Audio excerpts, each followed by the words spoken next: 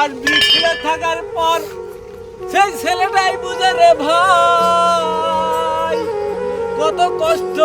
সেই ছেলেটা 6 মাস পর বাড়িতে যখন যায় রে ভাই, ফ্যামিলির এত চাপ রে ভাই, সে মাথায় নিয়ে ঘুরে রে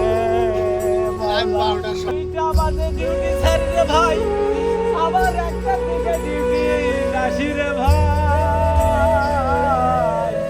বাড়ির মানুষরা কে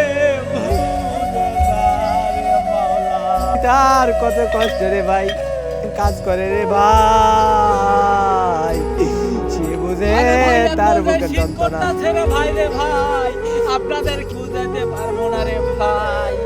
এই শীতের মধ্যেই আমরা কাজ করি রে ভাই, তারপরে যখন বাড়িতে যাই বাড়িতেও একটু শান্তি পাই না রে ভাই। এ মাওলা গো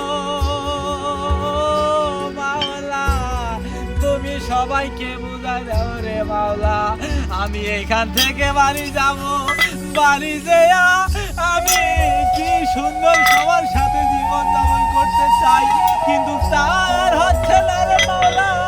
সেই বাড়ির মানুষরা যত টাকা দাও না কেন তারা কখনো বুঝবে না রে মাওলা, তারা কখনো বুঝবেন না রে ভাই। এত টাকা দেন না কেন, অনেক ছেলে মরবে, তুই কেন মরিস না রে ভাই, এটা কথা সবাই শুনবে রে ভাই। কারণ এই কাজটা অনেক মজা আছে রে ভাই, এই কাজ করে রাত জাগলে কি হবে রে ভাই, আমরা রে ভাই